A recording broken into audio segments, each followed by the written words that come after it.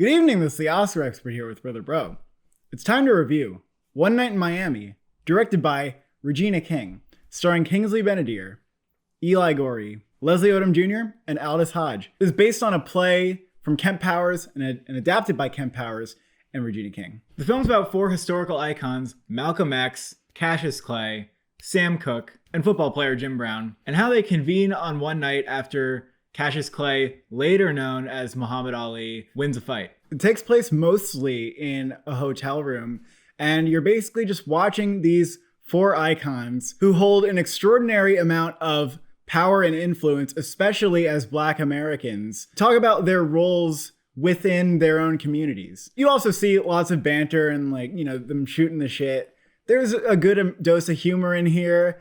And overall, I think the movie kind of has a crowd pleaser sort of Oscar bait vibe. It's a talky movie, but if you're really into dialogue and characters, you're not going to have a problem being really engaged in this film. Yeah, the movie has a very kind of lightweight, playful tone up until maybe halfway, where things start to get more serious. Like suddenly you kind of get really deep into the issues that are facing the country. Malcolm X sort of draws in these other characters who's portrayed as like more introverted in the movie. And these guys are like trying to have a good time and like get laid. And Malcolm X is like, actually, no, everybody needs to be serious. We need to all reflect on society and like what we're doing about it. Because the question at the heart of the film is kind of, if you are this famous and you're also Black, in this time period, like, do you have a role to speak out about injustice that's facing people who look like you? Some of them are aware of it, but would rather focus on their success, which is like one strategy, and that gets you far. But then other characters feel the need to transform the country and use their position of power to do so. And it's about what obligation do they have in doing such a thing. In the beginning of the film, we get a scene with each of the characters that kind of shapes the world that we're looking at in the 60s. It does a good job contextualizing the conversations that we're about to see. We see Cassius Clay, who has enough power that he can stand up to his white managers and like do as he pleases publicity wise. But we also see how Jim Brown and Sam Cooke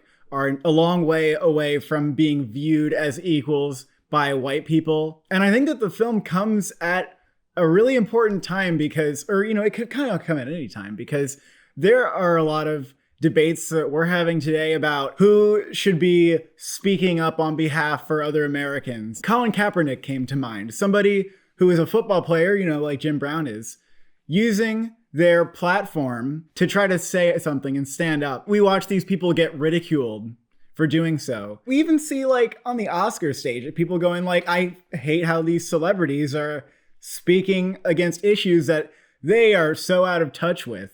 But again, they're just people trying to use their platforms. And this movie is really a great film to come in response to all those conversations that we're having. And it definitely makes the case of why it's important for people who have power and influence to use their voices. Malcolm X is the character who holds this position like the hardest and is the one kind of harping on the others, especially Sam Cooke, to use their voice in this way. But we also see him get challenged. The film doesn't make Malcolm X out to be a perfect person or someone with perfect views. So it was interesting to see how his character gets picked apart by the others too. The film has that appeal to it where it can make you feel like warm and fuzzy and very like comfortable with the movie, just because it's a nicely polished, like snappily paced film with alluring performances. And yes, it does kind of have an Oscar bait quality to it. But the difference between something like this and Oscar bait that deals with race with something like Green Book is that, the heroes in the end of the movie are like the actual Black heroes of history, where sometimes the movie is so safe when it talks about racial issues that it kind of placates to like white people, wants to make them feel good about their position in helping throughout civil rights. And often like the goal of the movie will be to make white people feel good just by not being overtly racist. They have contributed to like the liberation of African Americans from discrimination. This movie does a better job at that.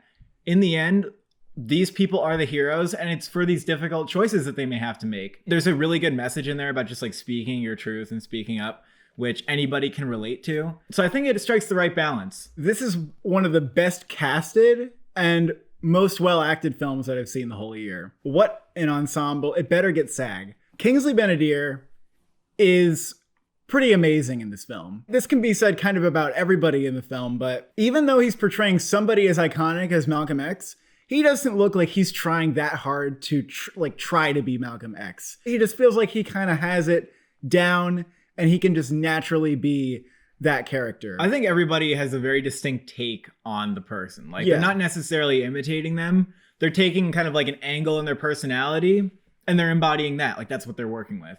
And they all do a really good job at that. Yeah, Malcolm X, though, the way that character was like kind of contained and introverted, like the way that was portrayed, felt really real. He kind of gets broken down a little bit as the film goes on, and that was pretty fascinating. Yeah, I also like the way that he often will like resort to his rhetoric-y self when he needs to like fill himself up. In a way, it is a little bit of like a character that he himself could be falling for, which is like the Malcolm X that gets on the stage. And I do like that the film kind of breaks down who these people are in that way. You kind of almost see them as like more rounded human beings because we acknowledge the fact that like there's a little bit of persona going on with each of these historical figures. Eli Goree, his approach with Malcolm X is that he makes him like this really like energetic kid who's just completely, full of himself, but in like a charming way. He's at like the top of the world at only 22. Leslie Odom Jr.'s portrayal of Sam Cooke, I mean, the fact that they got somebody who can sing, it like definitely it makes a difference. Yeah, it really does. He's really great in the movie. I've seen this movie 1.5 times, and the 0.5 to the 1.5 time, I noticed how good he was. Like he really stood out to me. I'm very glad that he's getting nominated everywhere. I think that and Kingsley Ben-adir are like both really great. And Aldous Hodge is also excellent. At the Oscars, they're campaigning Kingsley Ben-adir and Eli Goree in lead, and Leslie Odom Jr. and Aldous Hodge in supporting.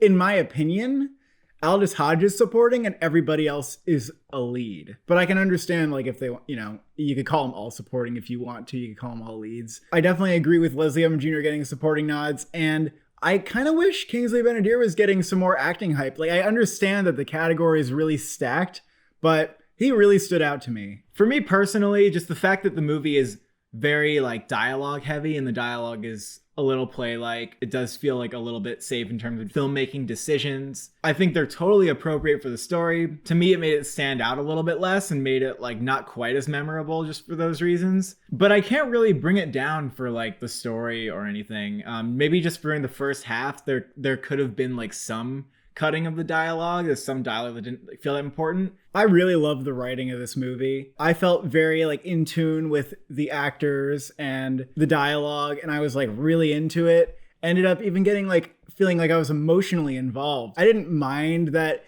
it felt like a play. I was very absorbed. I love the performances. In a way, like, yeah, it would stand out more perhaps if it wasn't such a like play adaptation. Yeah, it's kind of a drama that's like, well, now my character presents their sort of viewpoint and their monologue, and now this character is going to retort in this way. But it's still entertaining. Like, there's something wrong with that. It's just kind of the way it is. I thought this was like really well written, and if Nomadland can't win adapted screenplay, maybe this movie can. I think it's pretty much a lock for like Best Picture. It hasn't been nominated as much with critics, but I don't think that's going to really bring it down because it really does speak to the kind of people who vote for Academy Awards. Picture, screenplay, supporting actor, and song.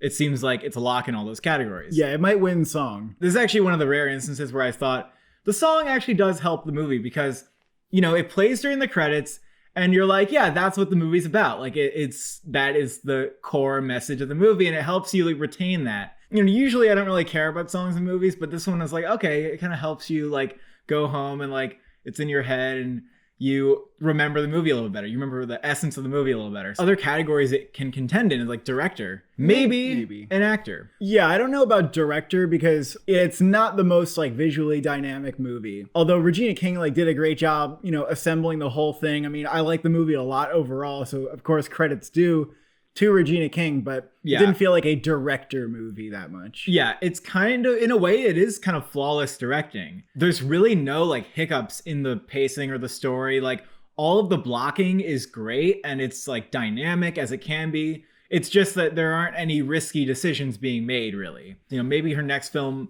will have a script that allows her to take more risky decisions. But for what she was given, she did a great job. The scenes that were less stagey and had like more going on and, you know, variety of locations were actually really well shot. I can see some people thinking it's like good, but like they're kind of muted about it because maybe like not a lot like happened. But for me, like the dialogue and the performances were enough to make me like it a lot. It's taking a serious subject matter, and it's not just doing it for no reason or just to get awards. Like it is being serious about it. It has a good message. I'll give it an 8 out of 10. I give it a 9 out of 10. Thank you for watching. Thank you for subscribing. What will you do in your one night in Miami?